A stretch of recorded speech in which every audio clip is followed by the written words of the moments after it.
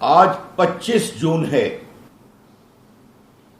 आज हमें ये याद करने की जरूरत है कि 25 जून 1975 को देश में इमरजेंसी लगाई गई थी, आपातकाल। ये क्यों लगाई गई थी?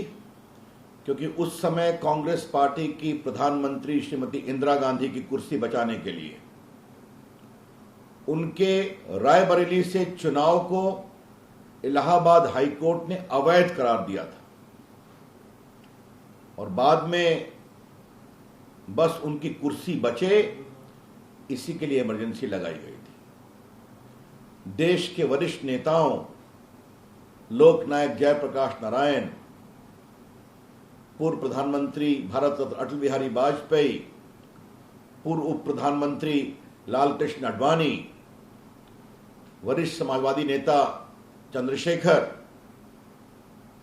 जॉर्ज फर्नांडिस, ऐसे देश के लाखों नेताओं और कार्यकर्ताओं को जो कांग्रेस के विरोधी थे उनको गिरफ्तार किया गया था, यातनाएं दी गई थी।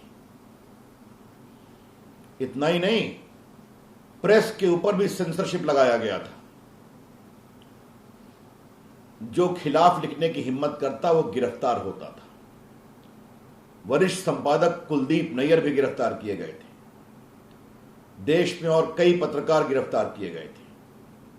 यही नहीं, न्यायपालिका जुडिशरी के ऊपर भी आक्रमण हुआ था। कई हाई कोर्ट जजेस जिनके फैसले से कांग्रेस सरकार परेशान थी उनको सुपरसीड कर दिया गया, कई को कंफर्म नहीं किया गया, वो एडिशनल जज होके ही उनका टर्म खत्म हो गया।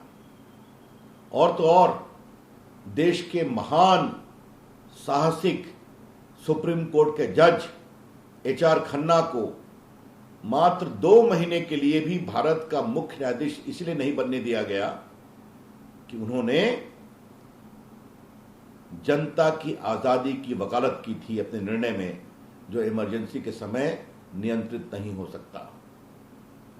पूरे देश को जेल बनाया गया था, जबरन नसबंदी की गई थी। हजारों की संख्या में ऐसे लोगों की नसबंदी की गई थी जो अविवाहित थे। पेंशन लेना हो तो नसबंदी का नंबर लाओ, तनख्वाह लेना हो तो नसबंदी का नंबर लाओ। यह देश में चल रहा था।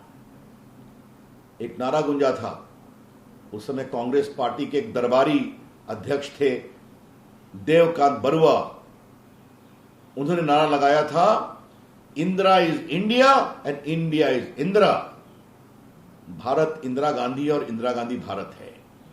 ये चाटुकारिता, दरबार संस्कृति, विश्वविद्यालयों में जिस तरह से लोगों को नियंत्रित किया गया, किसी को बोलने की आजादी नहीं, लिखने की आजादी नहीं और विरोध के निर्णय के देने की भी आजादी नहीं थी। यह था इमरजेंसी का भयावह रूप। मुझे इस बात का संतोष है कि आज हमारी सरकार में प्रधानमंत्री नरेंद्र मोदी जी, रक्षा मंत्री राजनाथ सिंह जी, हमारी पार्टी के वरिष्ठ नेता आज के उपराष्ट्रपति वेंकैया नायडू जी, स्वर्गीय सुषमा स्वराज जी, स्वर्गीय अरुण जेटली जी, स्वर्गीय अनंत कुमार जी और हम सबों ने छात्र सक्रिय कार्यकर्ता के रूप में इमरजेंसी का विरोध किया था। बिहार में मैं स्वयं जेपी मूवमेंट का सिपाही था, गिरफ्तार हुआ था और बाद में जबरदस्त विरोध करने का अवसर मिला था इमरजेंसी का। हमारी पार्टी के राष्ट्रीय अध्यक्ष जगत प्रकाश नड्डा जी भी एक विद्यार्थी परिषद के कार्यकर्ता के रूप में पटना विश्वविद्यालय में इमरजेंसी के विरोध करने में सक्रिय थे। शिवराज सिंह चौहान और हमारे कई लोग, सैकड़ों हजारों संघ के स्वयंसेवक भयंकर यातनाएं झेली और ये सब किया हम लोगों ने 3 आजादी के लिए। नंबर 1, भारत के लोगों की आजादी। नंबर 2, प्रेस मीडिया की आजादी और नंबर 3, न्यायपालिका की आजादी। तो हम लोग तो इस संघर्ष से निकले हुए हैं, इसके लिए पीड़ा सही है इन तीनों आजादी के लिए। और हमारा यह संकल्प भारत के लोगों की आज़ादी, मीडिया की आज़ादी और न्यायपालिका की आज़ादी के लिए हमेशा समर्पित रहेगा। लेकिन क्या कांग्रेस पार्टी के चरित्र में कोई बदलाव हुआ है? अभी भी वही हाल है, अभी भी वही दरबार संस्कृति। जो ये समझता है उस समय इंदिरा गांधी वॉज इंडिया, आज वो समझता है गांधी परिवार इज कांग्रेस। और देश को चलाने का भगवान से पट्टा सिर्फ उन्हें ही मिला है।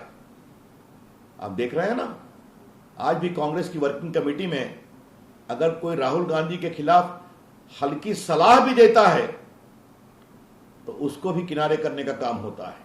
जो सलाह सही है कि वो अपनी भाषा की मर्यादा की चिंता करें।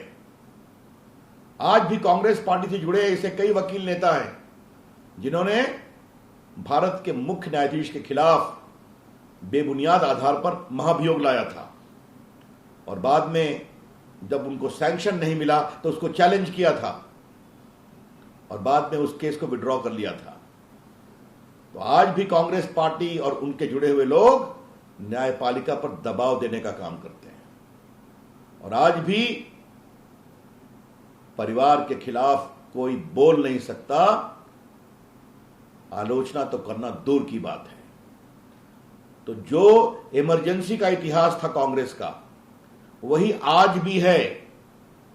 लोकतांत्रिक मूल्यों में कांग्रेस का विश्वास नहीं है। आज इन बातों को बताना इसलिए जरूरी है कि 45 साल हो गए।